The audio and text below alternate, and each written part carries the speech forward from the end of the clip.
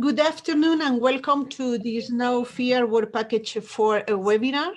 The topic of Work Package 4 is acute care operation in security-related incidents. So according to this topic, the content of this webinar will be about the emergency response in situation of civil unrest.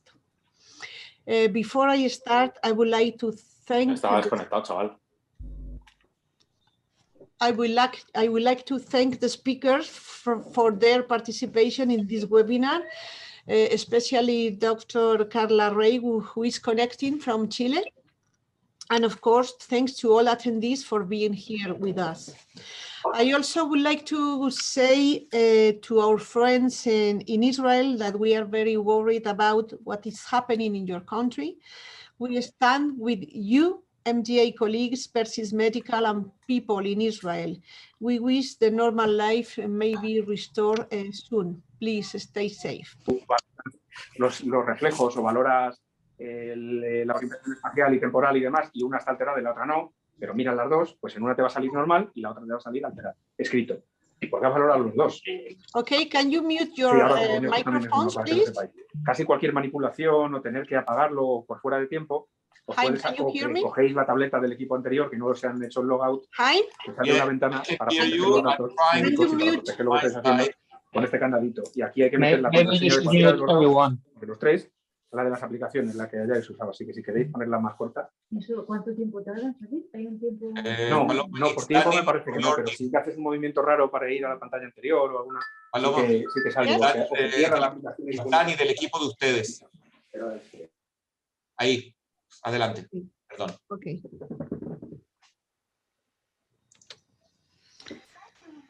Okay, I would start for those who are not familiar with the No Fear project. We are an European funded project under the Horizon 2020 program, coming from the idea that the emergency medical care in the European Union is a fragmented chain, including practitioners from the pre-hospital and the hospital settings, citizens, suppliers, and cooperation with fire services, police, and authorities.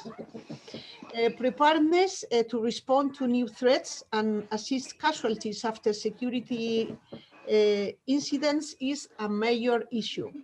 In response to this challenge, No Fear proposes to bring together a pan-European network composed of all these actors or parties in order to collaborate and achieve a common understanding of needs, as well as in collaboration with academia and industries, increase the European Union innovation potential to fill the operational gaps and recommended areas for future improvement. The project coordinator is Professor Francesco Della Corte from CRIMEDIM, which is the research center in emergency and disaster medicine, Università of Piemonte in Novara, Italy. Our project is organized in around these three pillars: acute care of patients, led by the Università Cattolica del Sacro Cuore and Policlinico Gemelli in Rome, training and education of personnel and volunteers led by CRIMEDIM in Novara, and acute care operations in security-related incidents led by Magen David Adom in Israel. Okay, acts of civil unrest are becoming more and more frequent around the world. This poses a challenge for the emergency services that have to deal with such situations. According to statistics, civil unrest has doubled in the past 10 years as citizens protest against economic or political issues. The COVID-19 pandemic could make things even worse, since pandemic may negatively affect political stability and the economic impact of the lockdowns may be a significant threat to social peace. So the main objective of this webinar is to share knowledge and experience, good practices, lessons observed, and areas of improvement on the emergency response in civil unrest in order to learn from each other to gain knowledge to better respond to this type of events. For those of you who agree, the webinar is being recorded, the presentations will be shared, and the most important thing is that the views presented are not formal communication from the organization. It's a quick and dirty sharing exercise, and I said before, to learn from each other in order to improve our current and future operations. We have a remarkable list of speakers from Spain, France, and Chile. So I will go directly to the first speaker, who is Mr. Juan Ruiz, head of the... Are different from the ones that deal with a regular mission on the streets, such as road closures, people in the middle of the streets, usually excited or very nervous, police intervention, and they makes that we should think out of the box. Our way thinking is a very important thinking. Wherever there is a patient, there must be a healthcare provider. The ordinary service can arrive to the, even in this situation, similar to Barcelona. In a lot of these public events, although they are calm, they could get worse and make the police control and dissolve them. This is when the riots could start. Next, please, Paloma. We think in our minds and to enter into specification. Oh. Sorry.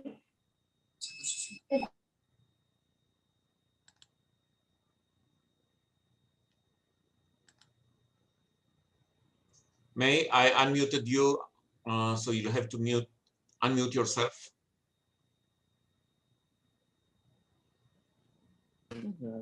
Now, thank you. Yeah.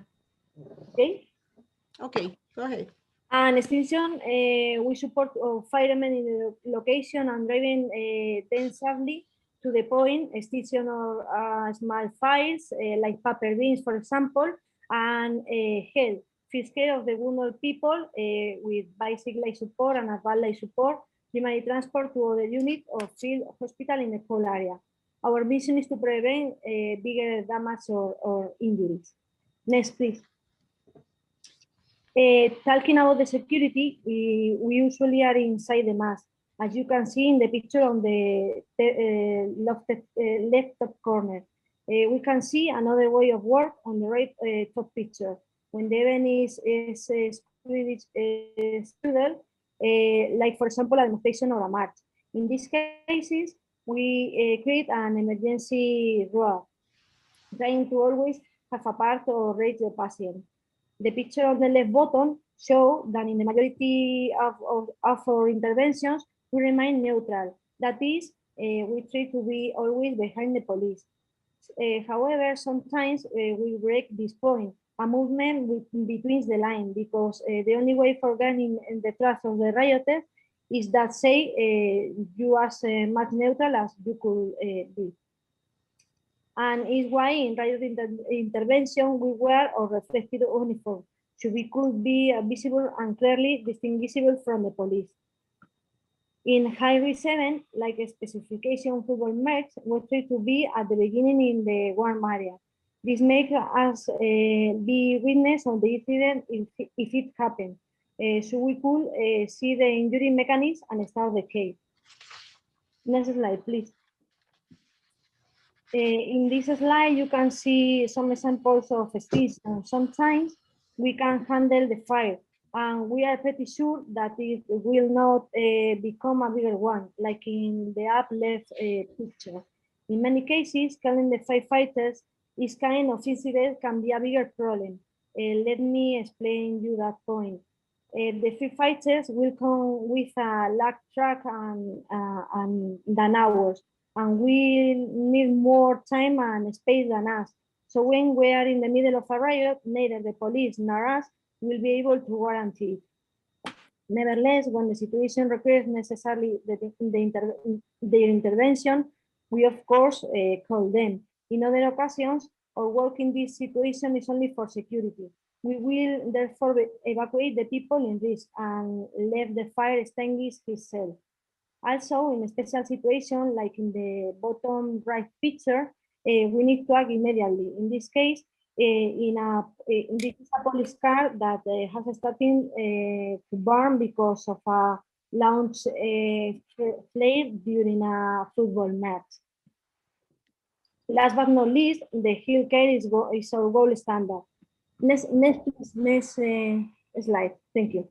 Last but not least, the healthcare is our gold standard. As I mentioned before, the priority of the care is the seriousness of the patient. We don't care about who you are and what were you doing here. We prioritize first case plus quick transfer instead to Providence, the definitive care of the incident point. Our major target is the critical findings. Try to get an impression of severity of the patient in less than 30 seconds. Remember that we can work both illness and traumatic patients. We focus on the ABC scale, and if we find some alteration, if one of them we treat is a high priority patient. Of course, a big part of our intervention during riots are traumatic, so we use the MARCH protocol, focusing on the massive bleeding. The level of care is really limited on this situation due to the quick response provided, as it includes the location of the patient, evaluation, and injury treatment. You can see some examples of our intervention during riots, like the hemorrhage control in a police officer with emergency bandages or gauges as on the top picture, or traumatic injuries in civil people during police intervention in the rest of the picture. Especially the picture of the right was a hepatic laceration, which developed quickly, but the patient refused to be attended. However, when we saw the injury mechanism, we didn't let him go, and in the end, has a critical patient. Next, please. Our volunteer staff must take a specific training course of 50 hours to earn the specialty. This includes theoretical lessons, physical and ability tests, and training during real 7 with active members of the team. Our way of working is very hierarchical, like in the army, with a well-defined chain of command. All the interventions are directed by a chief, which is a responsibility to the movement and staff positioning. In case of riots, the chief must define the zoning, hot, warm, and cold area. So the DEPA unit will stay and work in the hot by walking, or and warm zone in vehicle, and the other unit stay in the cool zone waiting for the patient. Working like this about us to make 2 secure wheels. On the walking of the incident to the vehicle from hot area to warm zone, and the other from the vehicle to the other unit or the field hospital to from warm zone or to cold zone. We always try to be coordinated with the police intervention, so we don't interfere with it, allowing them to work freely. Always remember that this scenario is very dynamic and could change in seconds. Next slide, please. Our intervention staff is especially designed for working in these environments. We have anti-traumatic jacket, helmets, and IFACs, and byline support backpacks for the heal case. For the extinction, we have fire extinguisher, forest fire backpacks, fire heaters, and fireproof blankets. Next. Over the year, we do training with the national and local police department, getting more confidence during the work together and developing joint procedures.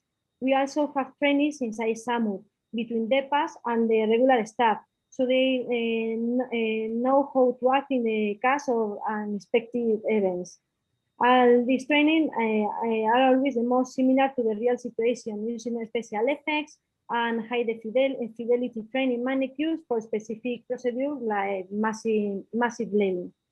Every department member must reset itself twice a year. In case of failure during the course, the member will lose the specialty and must pass the training course again. Next, please. In this slide, you can see of more relevant incidents we have worked on. 22 March demonstration in 2014 with more than 130 patients attended in 1 hour. Some of them transferred in critical state to cold zone. Or demonstration of freedom to Pablo Hasél with important damage on public furniture, a lot of arrests and around 30 patients, both police and rioters. Surround the Congress, incidents in El Pozo and quarrels in Lavapiés, which remain several days. Next, please. Hola. Out of the riots, this team is also responsible for the tactical intervention. The staff are especially in public workers with switchable staff for the intervention in hostile environments like terrorists or active shooters. These teams will work with the march protocol when they are in the indirect threat area. The major target of the direct threat area is to mitigate any threat. And in our country, this data relates to the police department. The healthcare providers will only access to the indirect area when the risk is controlled, but having in mind that this dynamic scenario could only change. Next, please. The most important lesson learning during this year is that the well-trained and specialist staff has had the way done in difficult situations. The man who is prepared has his battle has fought. These interventions are extremely dynamic and doesn't find in close procedures talking about training and resource distribution. We should be perfectly coordinated with the police and other services to optimize the workflow and secure the target to carry out tasks without creating more problems. It's usually hard to write down an intervention, but it's very important to make it because it's the only one for formalizing all. Next, please. The final conclusion is wherever there is a patient, there must be a healthcare provider. We can stop doing our job in difficult situations, and it's necessary to specialize and training. Next, thank you very much for your attention. If you have any question, we'll be happy to answer in the final webinar. Okay, thank you so much, Carmen. The questions will be done in the end of the webinar. So now we go directly to Dr. David Caballos. He's emergency physician in SAMUR, and also he's an international expert in civil protection. David, the floor is yours. David, can you hear me? Now, can you hear me? Yes, now. Okay. Thank you, Paloma, and thank you to the organization for inviting me to this very important international forum. Well, my presentation is about not the medical work, just the management of the advanced medical post in an urban riots situation. Next, please. Well, the disaster management cycle is the same for every emergency situation. My speech this afternoon, is not going to be a master class of medicine. It's just how to prepare in a medical advanced post to major situation, in riot situation. So the first slide is just to remember to all of us the disaster management cycle and all these phases. Next, please. First of all, have to prepare. If we are not prepared, we cannot respond. How can we prepare? Get supplies, make a plan, and practice skills. Next, please. This is the way, one way of the Summer Civil Protection Madrid preparation of these urban riots incidents. Next. The next phase is to respond, to get alerted, stay safe, and route evacuation or evacuate. Photo, please. This is a real advanced medical post working in the city of Madrid. Next. The next phase will be recover, reveal, and lessons learned. Picture, please. This is the beginning of a mission, of an incident in an advanced medical post, and how should be finished, the same as we started. Next, please. And the last phase is the mitigate, assess, prevent, and reduce. Next photo, please. So the critical phase must be the preparedness. How can we improve the preparedness? How can we be prepared? Strengthening preparedness, simplifying response, fostering resilience, and scaling up prevention. Next, please. Well, and this is the way I'm going to explain how we deal critical situation in 2014. 22nd of March, some organizations and NGOs and social actors convocated a demonstration. It's supposed to be a pacific demonstration against some social policies on the government. The way of dealing with this situation is this picture. This is this algorithm, the integrated risk management, and this is the way I'm going to explain how the medical advanced post worked that day. Next, please. First of all, is the identification of risk. Before medical attention, there must be high-level planning and coordination meetings,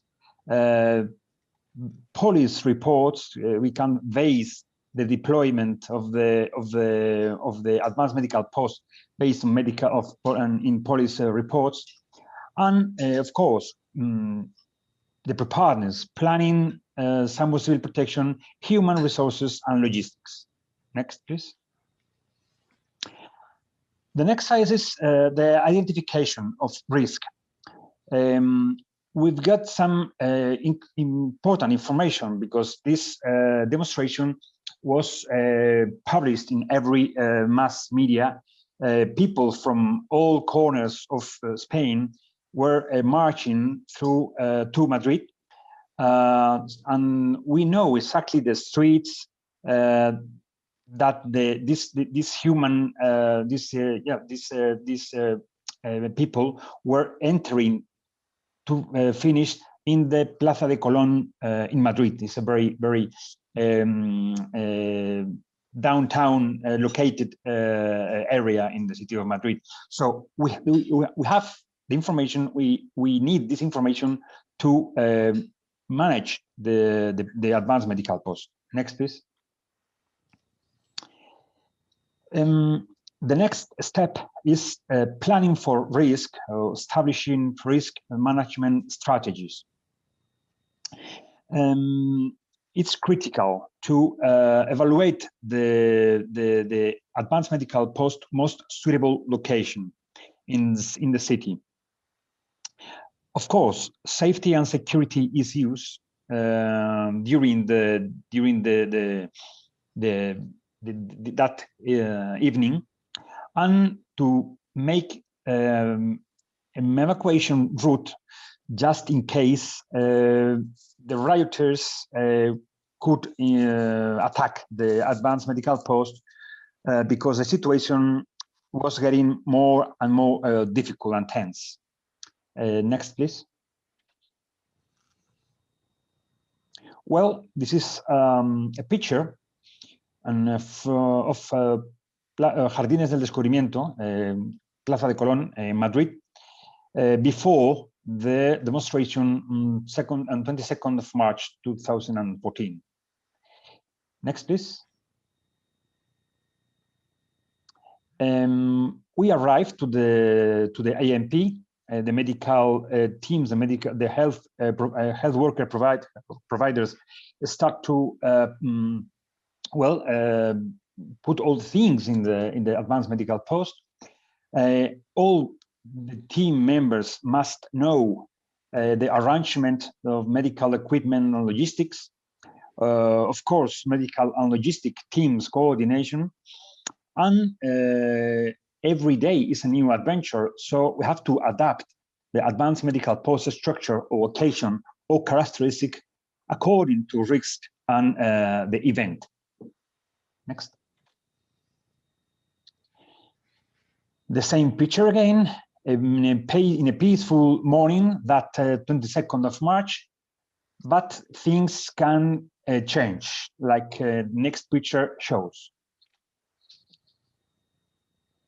So compare these two pictures, and in the blue arrow indicate where the advanced medical post was located.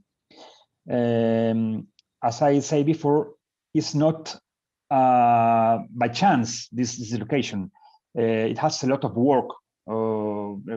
Civil protection chiefs and coordinators where to locate exactly the advanced medical post, far away from the mob and close to a main road, in just to allow the ambulance get closer to the advanced medical post, as in case of any evacuation, or in case of the whole medical post must be evacuated, including patients inside, close to a big street, just in case to evacuate the advanced medical post. Next, please. Well, this is an old picture of the Colón square, Plaza de Colón, but this is the blue arrow indicates again where the advanced medical post was located, close to big roads, important roads in Madrid. Next, please. Well, you can, Paloma, next follow. There are some pictures, okay? Pictures of last night. The hour after hour, the level of violence was rising in a dangerous manner. Looking at this picture, some police officers were hit by debris, stones, and this is a DEPA member, as Mai has told before. When is a patient everywhere? Sorry, there is a patient, must be also a health provider. So this is the evidence of that way of working. Next, please. Well, talking about statistics, that evening in two advanced medical posts in Plaza de Colón and Plaza de Atocha, there were 102 injured persons, 68 police officers injured, 47 from National Police, 21 from Madrid local police, and on the other side, 34 demonstrators. 18 referrals to hospital were made, 11 police officers and 7 demonstrators were evacuated to Madrid hospitals. Next, please. Well, the next step is the implementation of risk management strategies. And our main goals are shown like this. prioritize attention to the serious injured patient. In 1 hour, we attended more than 50 people in 64 square meters facility inside the advanced medical post. So by triage the patients, we prioritize attention. Next was the quick referral or the discharge of minor injured people in order not to, understand me, not to lose time with less injured people. Quick referral, quick discharge. In order to reduce referral waiting time of ambulances, because the violent scale situation was, as I said before, bigger and bigger. Was the situation was very bad. For sure, have to guarantee the safe and security of health workers and patients inside the medical facilities, medical AMP. Next, please. Lessons learned, unexpected situations, violence against health workers. It not was the first time, but it was, in my opinion, I was there, an incredible situation, because a lot of people, the intention also was to hit and injured health workers. That's because a lot of police workers, police officers were inside the advanced medical post. So they start to throw blunt objects to police officers carried on stretchers as well. So the situation was unbelievable for every one of us. So it's very difficult situation. Another unexpected situation, one of chiefs or head of police officers ordered to do a medical assessment to all of members of his group. So a lot of work and also to organize the work inside the advanced medical post. Next, please. Well, the last phase of the risk management situation is evaluation and learning, capturing lessons learned. It's true, but the more discipline and effort you place in capturing lessons, the more prepared you are to apply the lessons. Next, please.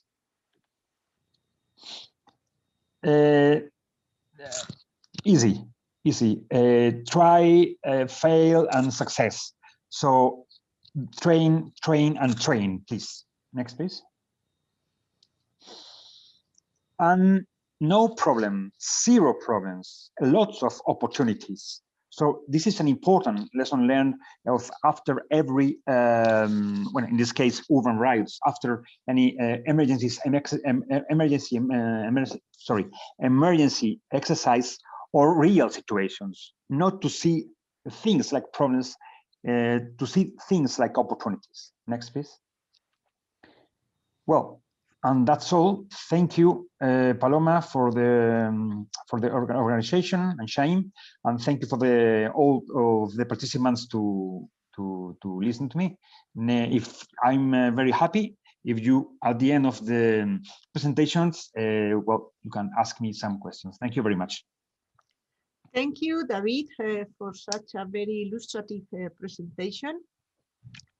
Our next speaker is a dear colleague from Catalonia, Albert Salas. He is a nurse who has been working for the emergency medical system in Catalonia for 12 years. Now he's a member of the intervention and support unit known as ORCA, which is a specialized team who deals with the medical element in non-ordinary emergencies. So go ahead with your presentation, Albert. Hello, good afternoon, everyone. Good morning to those overseas. Next slide, please. Well, as Paloma said, I am Albert Salas. I'm a nurse working in the intervention and support unit, also known as ORCA because of the indicative of our units. That's what they're called. And we are a mixed team of EMTs and nurses, pre-hospital nurses, who work in several different work lines, which mainly are massive casualty incidents, chemical, biological, radiological, and nuclear threats. We also specialize in tactical medicine, and of course, we deal with urban riots, which is the insight I'm going to try to show you through a practical case. I will try to focus on the Pablo Hasél riots that spanned all over Spain several weeks ago. As you may know, they spanned all over the territory, and Catalonia was no exception. Working in the US means working in SEM. SEM is the local EMS service who attends all Catalonia. So next slide, please. So I'm going to try to focus on this specific event. And well, it's interesting because many of the urban riots we attend are usually focused on one single place. Maybe usually they are in Barcelona city or the surrounding area. This time, Pablo Hasél riots were spread all over the territory. So we had demonstrations, some violent ones, in all across Catalonia. That was a challenge for us because we needed to diversify our efforts. So while in any other situation, we would concentrate all our efforts, units, and workforce in one single place, this time we had to spread all over Catalonia in all major cities in prevention of whatever could happen. Sometimes we had even unexpected riots that had us to divert forces to that place in an emergency manner. Also it increases the needs for it's here of vehicles, logistics, and also communications as as we are working in several places and we need several radio channels to communicate. That implies that several people must be monitoring them and giving orders and acting as incident commanders on each channel. This is an actual picture of the briefing we did on February 17th. As you can see here, we had to deploy units all across Catalonia to cover the demand of assistance that was going to happen. Next slide, please. So our main work line is while working in riots is similar to following tactical emergency care guidelines regarding that we differentiate three main areas. There is a hot, warm, and cold zone, or a direct threat, indirect threat, or evacuation zone in which we are allowed to enter or not, depending on the danger we see, and also operate according to the needs of the public or police officers, because as you can imagine, and similar to the EPAs, we attend anyone that is in need. So we try to stay away from hot zones, from direct threat areas. Our philosophy is that those areas are just for police work.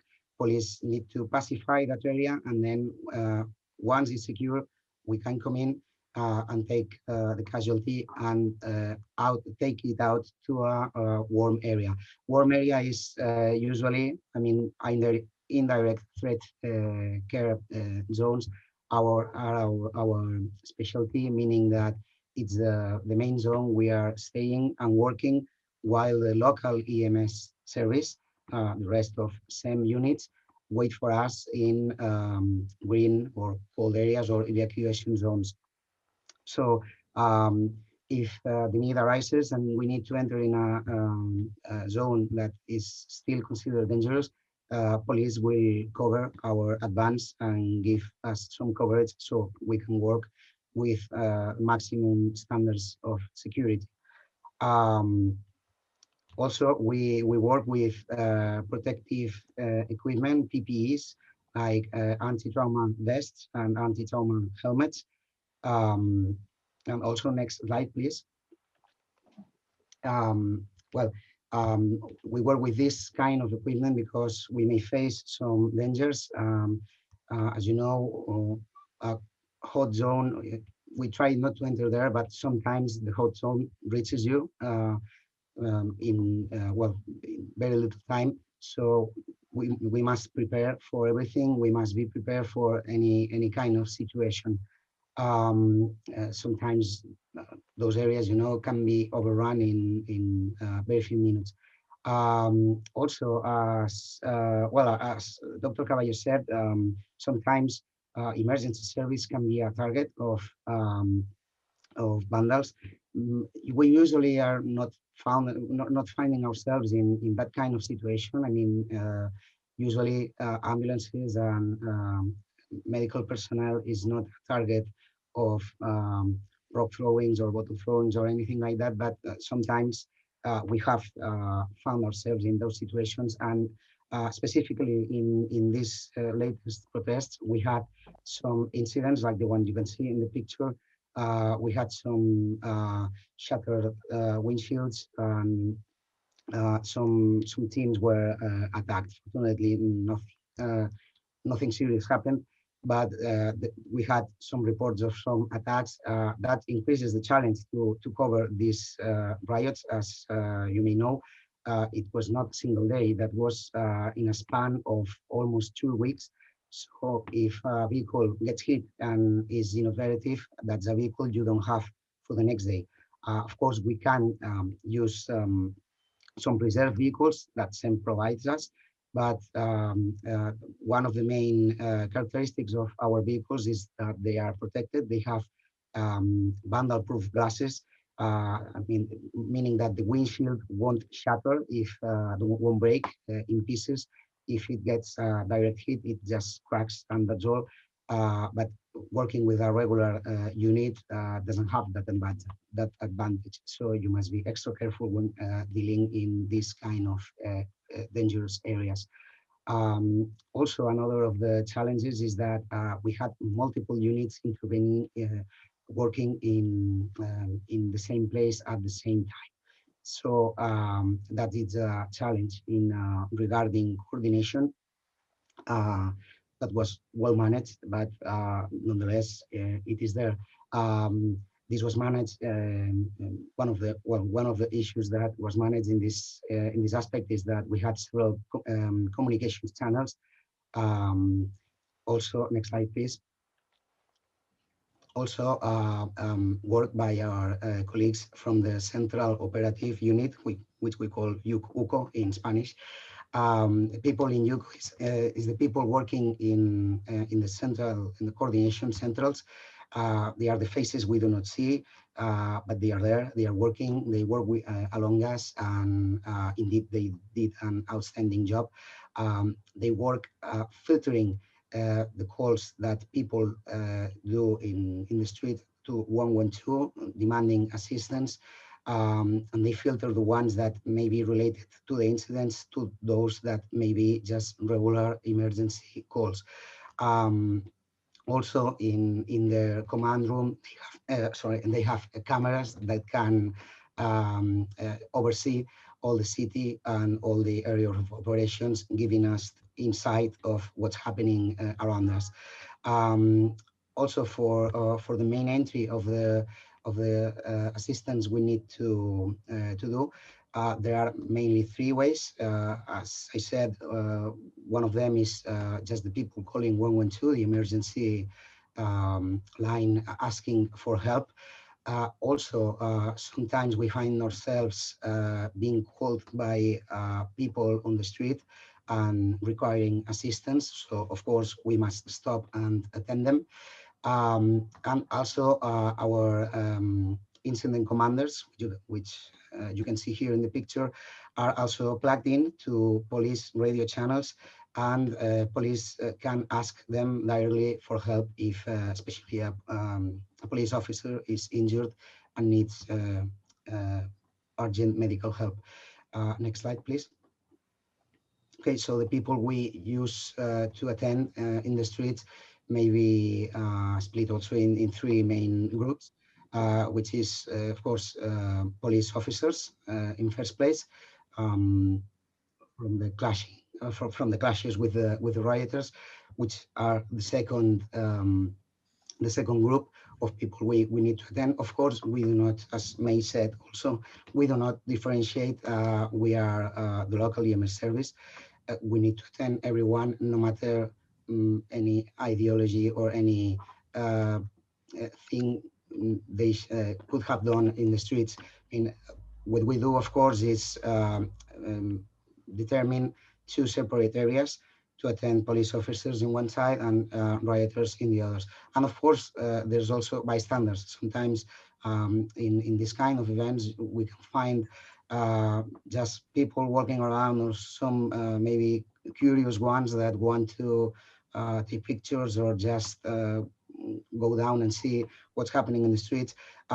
They might be caught in the crossfire too sometimes, and of course we need to help them.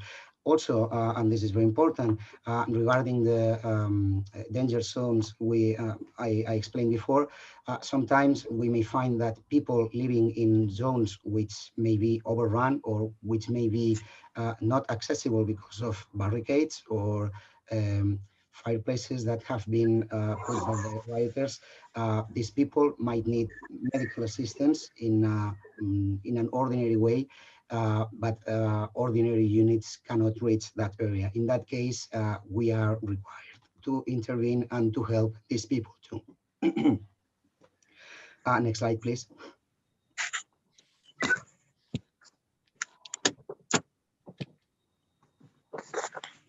Yes, next slide. Yeah, I'm trying to do that.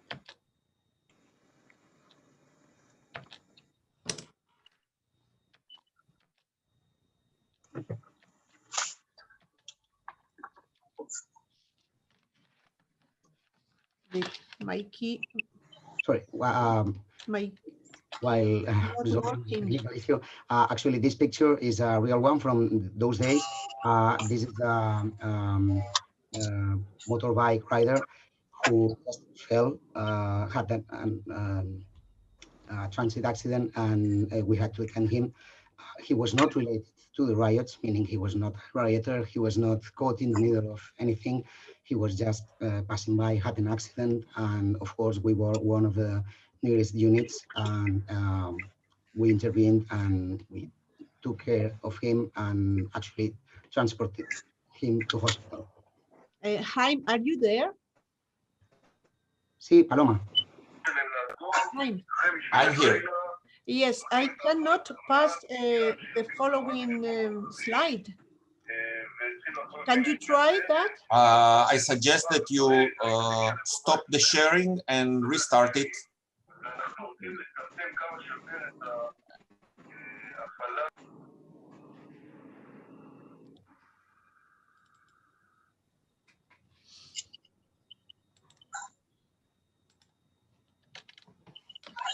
Okay.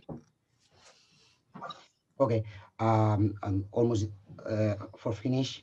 Well, mainly the main kind of emergency we deal with is almost always blunt trauma, mainly minor blunt trauma, but sometimes we can find some serious trauma to head, torso, abdomen.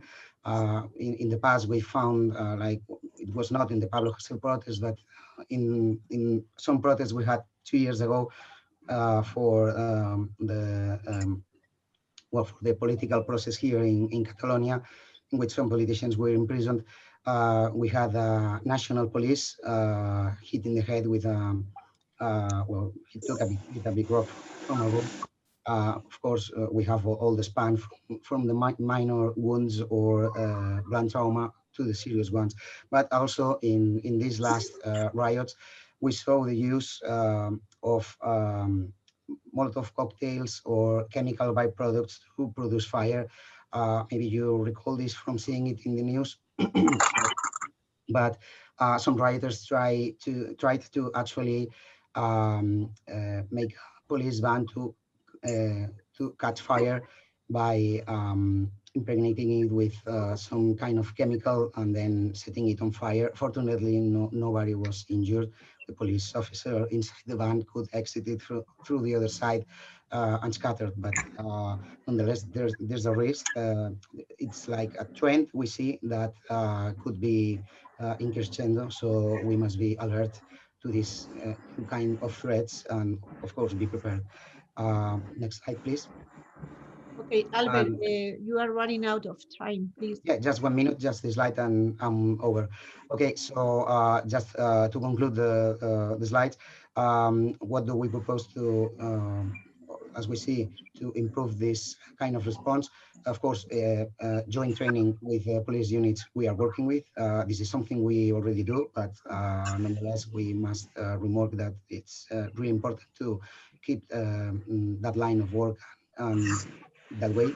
Also establishing work groups focusing on urban riots. This is something that has already been done.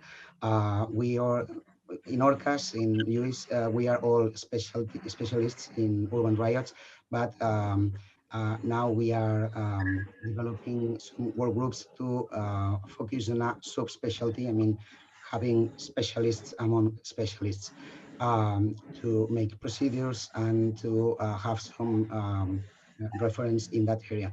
And of course, this is something that always comes up in every incident, major incident.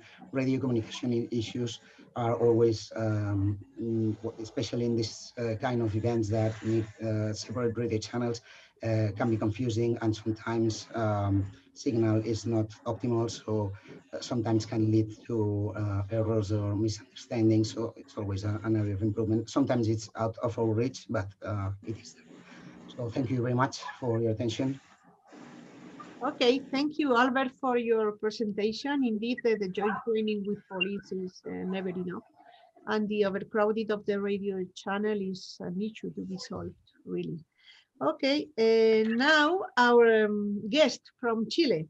Good morning, Dr. Carla Rey.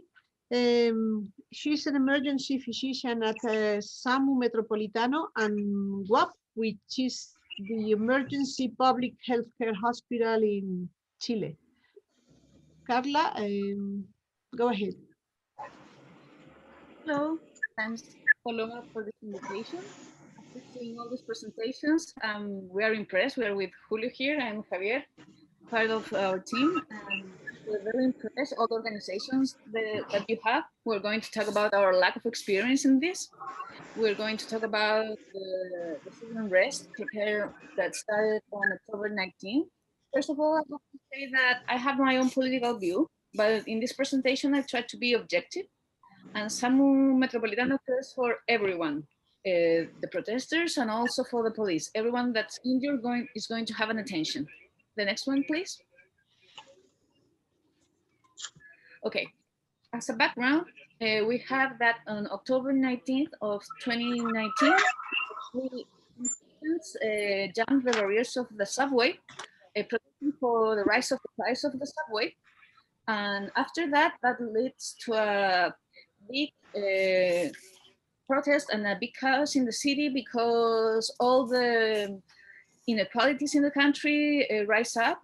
It has to be with the transport, with the healthcare system, with the ones, the payments, and all of this increase and a big explosion of violence. Here you see all of the subway that were burned that same day. And the next days, there was an increasing amount of violence. The next one, please. And the next one. You can see here, this is a map of Santiago de Chile. The blue part is the wealthiest part of the city with a lot of money. If you can see at the right part of the screen, the kind of houses that you have. And the red part has the poverty zone, and you can see how the houses are being like. So all this difference, all of this inequality rise up and people start protesting about this. The next one, please. In Chile, we have our Plaza Baquedano. That's in the center of the city where all the manifestations go to.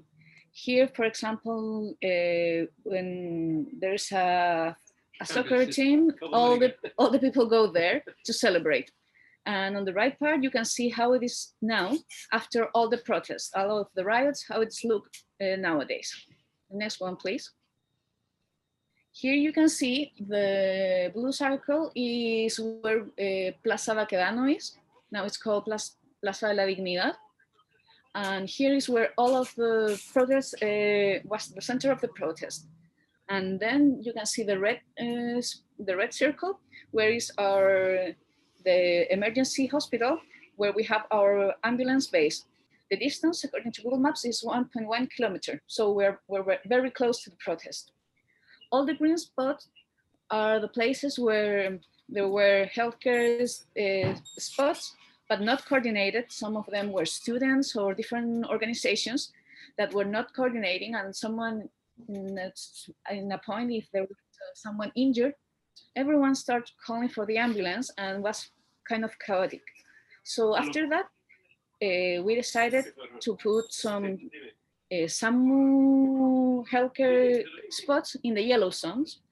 So the idea is that the yellow zones coordinate all of these green zones and can call to the control center, and the control center sends the ambulance from the red zone.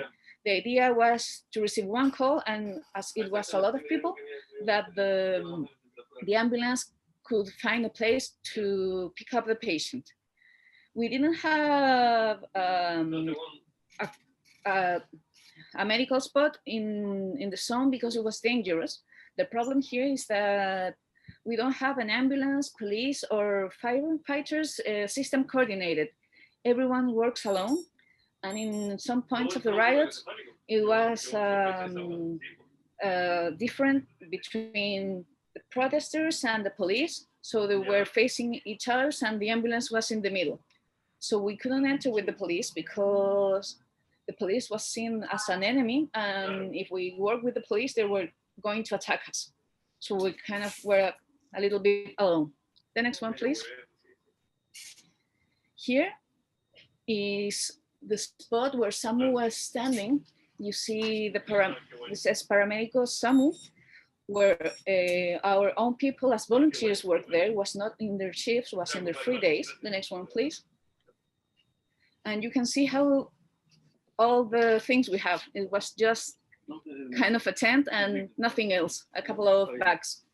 And then our volunteers were working there and they called the ambulance if they have someone injured. Sometimes we didn't have enough ambulances, so they have to put the injured.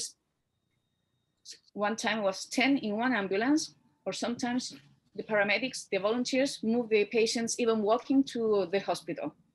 The numbers were uncountable.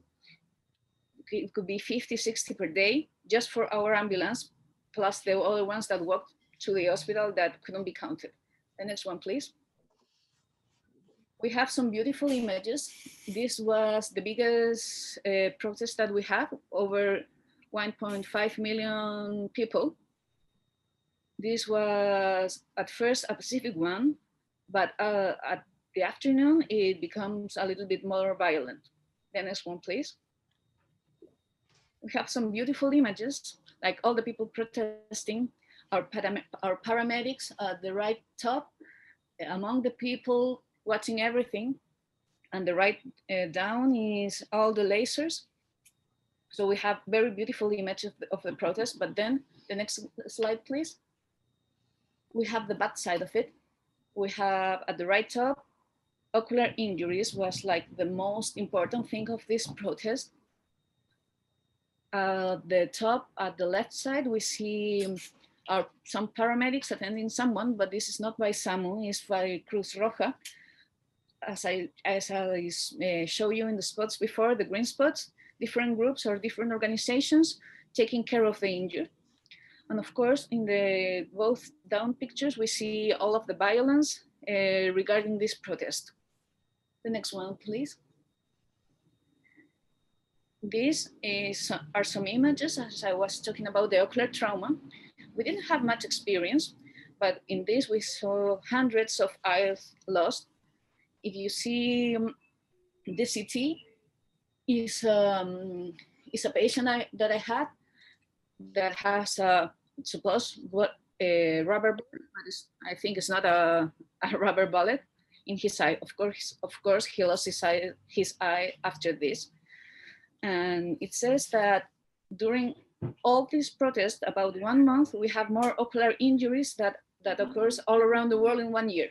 Our ophthalmologist has had to start doing 24-hour shift, operating all night long. The next one, please. Here is, and the next one. We saw all the numbers in the control center. I want to thank the statistic units to give me this information. If you see the information inside the square, it's like October 18th to 26th approx.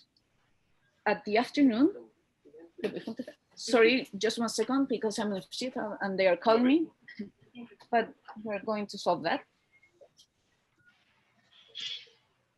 Okay, and these numbers, you can see about 100 calls per hour in the control center on the different days. And if you, that's October 2018. And the next one, please. And to put the square, the next one, you can see here how the numbers rise. Is over about 300 calls on the worst days, even 400 calls in 1 hour. That was October 19 at the afternoon. So you can see how our numbers of calls rise and how the work has risen during those days. The next one, please. What problems do we see with this? As we are not organized, we have some helmets that are not the best ones. You can see the yellow ones are our paramedics that were having different kinds of masks or anti-gas masks, but it was masks that they had to buy. We didn't have this as an organization. And also in the right picture, you can see our paramedics, how close they were to the violence area. You see the fire in the back. So we didn't have much protection. We didn't have a safe scene to work with. And the next.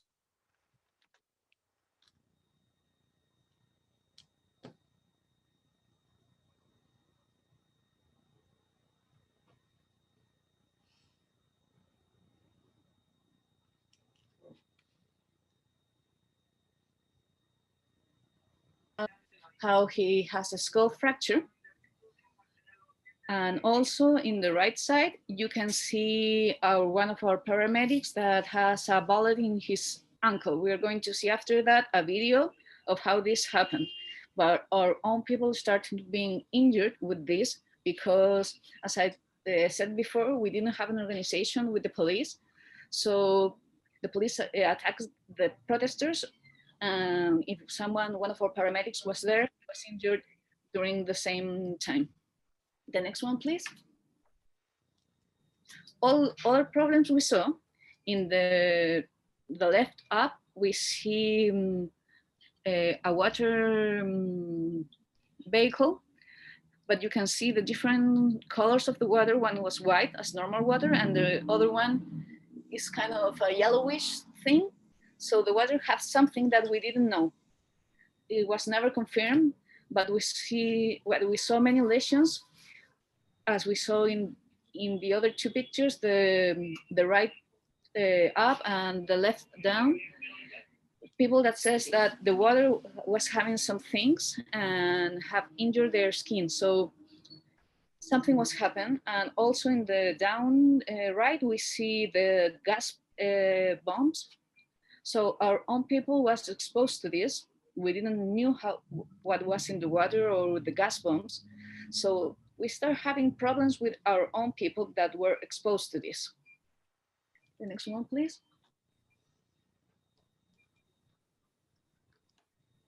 Oh, what happened? Okay.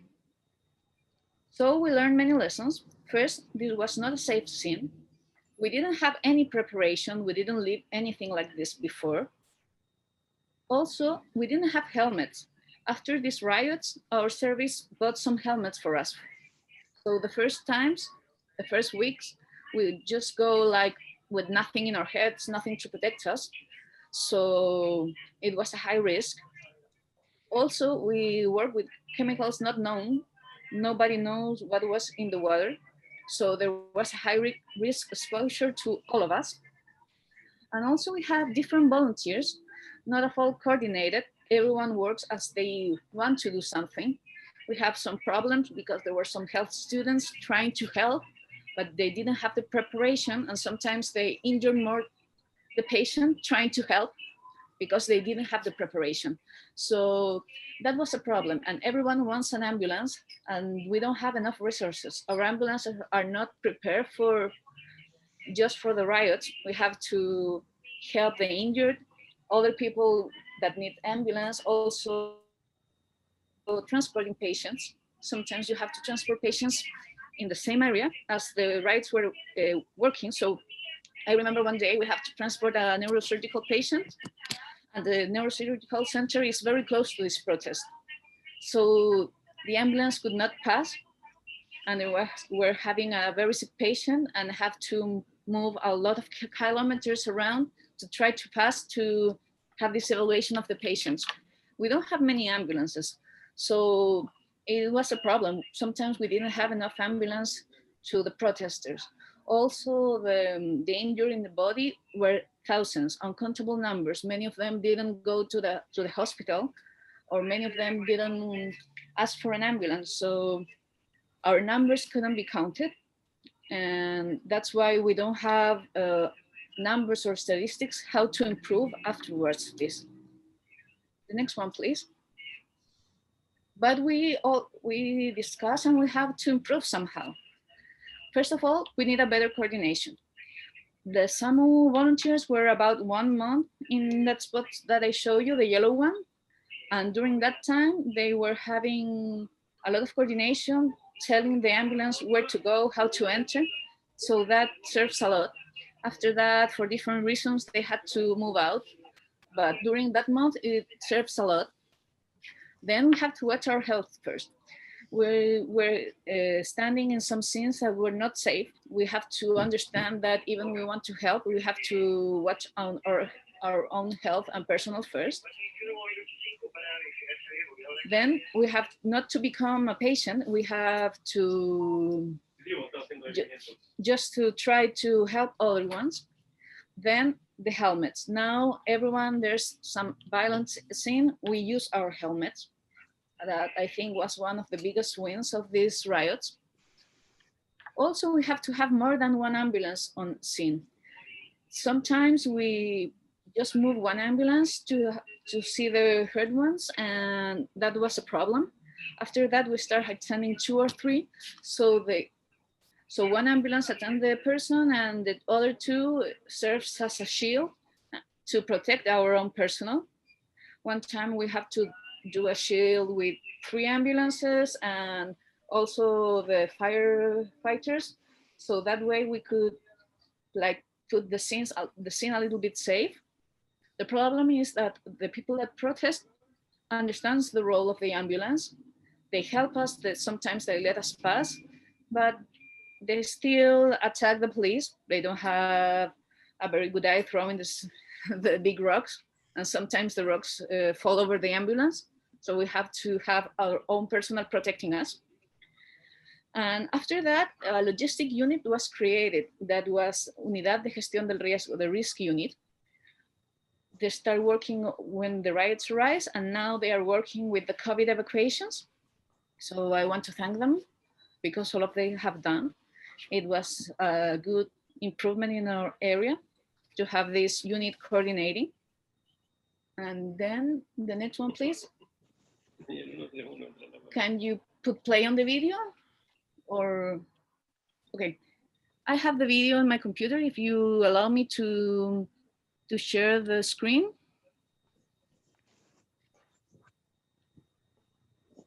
Okay. Okay, I cannot share. Now you can share your screen, Carla. No, it says that, okay. Paloma, you have to stop sharing yours. Yes. Okay, now I'm going to show you one video where a paramedic has her ankle injured by a bullet. From the middle of the square we have, the Plaza Dignity, there was a patient that fell from the horse, was in a cardiac arrest. You can see this image how the ambulance is at the middle. They were trying to put the patient and to move him from the scene. Fire in the place. You see how the lasers are. The problem is that the lasers were blocking the view of the police. So they were throwing water and through the protesters and also from our ambulances because they didn't see much. So it was a dangerous scene. In some moment of this reanimation, one bullet was thrown to the ankle of our paramedic. So this was not a safe scene. Maybe the ambulance didn't have to enter that place. I'm going to read it again. Maybe this ambulance should have waited for the patient in a different place. Look how the fire's in the back. Maybe this ambulance could have waited in a couple of meters and the patient should have been moved because this put our teams in danger. So as it's impressive, we think after that this must not be done, and this was a danger for our teams.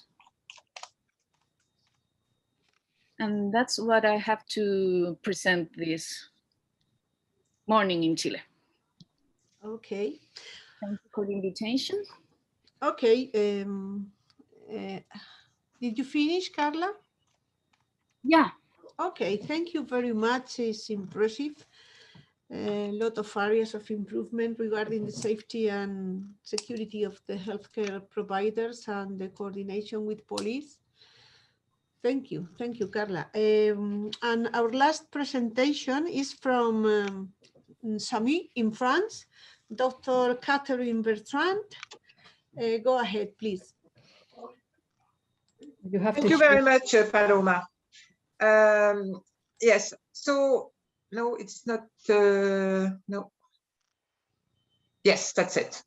Okay, so I will present urban riots in France that occurred in 2018. It was in fact a social movement organized through social media. And on 17 November 2018, more than 200,000 people, according to the authorities, wearing fluorescent chasuble on their backs, responded to an appeal launched on Facebook. It was the beginning of the Yellow Vest movement, born outside any political or trade union framework, and which shook the government for months. In fact, you know, to understand, it's people getting a salary in France, but not a very high salary.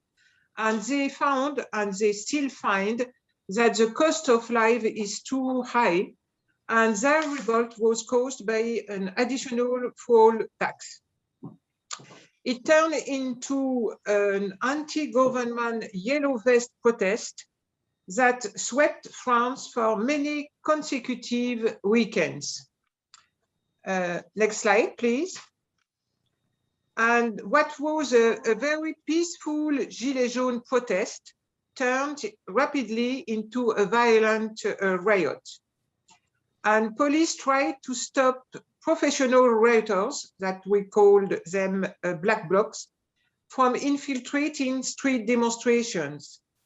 And these people fought running battles with riot police, torched cars, set fire to banks and houses, and burnt makeshift barricades.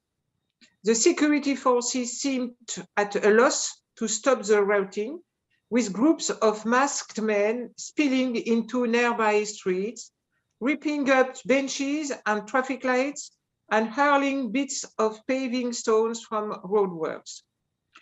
Businesses, museums, and shops had shuttered on consecutive Saturdays in anticipation of the violent new clashes, even during the critical Christmas shopping season. And of course, it was a very bad economic issue. After 1 year, nearly 11,000 arrests, more than 3,000 convictions, and 300 internal police investigations occurred. The government called for dialogue in vain. Next. So the organization of on-site medical assistance. In France, you must know that the firefighters are responsible for rescue in the public highways and area. And as they are under the authority of the Ministry of Interior, they were taking care of victims at sites and bringing them to hospitals if non-vital cases. And when SAMU Center 15 was called, the only emergency personnel who arrived had to be those equipped and knowledgeable to provide health support. And police officers, of course, were advised to be present. Hundreds of protesters and law enforcement officials were injured nationwide. People have been mostly injured in the head or have lost an eye caused by rubber bullets, or lost a hand, and one woman died of injuries caused by a grenade. Next. What was the impact on health services? Every weekend, the fire brigade withdrew from their collaboration with the SAMU Center 15, which led to the reinforcement of the emergency human resources and to asking the first aid associations to replace the fire brigade. The demonstration in the streets disrupted the circulation of ambulances. On top of this, ethical considerations had to be taken into account in order to preserve the medical confidentiality of the people being treated. We know that police attendance and the corresponding threat of criminal charges are major deterrents to people seeking emergency medical assistance in the event of an urban riot. The majority of participants witnessing violence were concerned for their own safety. They emphasized that injuries should be seen as a medical issue and not a criminal one. In response to these barriers, and in order to make people more comfortable seeking emergency support, we highlighted the fact that our administration tracking is always anonymous. Thank you very much. Okay, thank you, Catherine. Thank you all the speakers and those who have been connected for being here.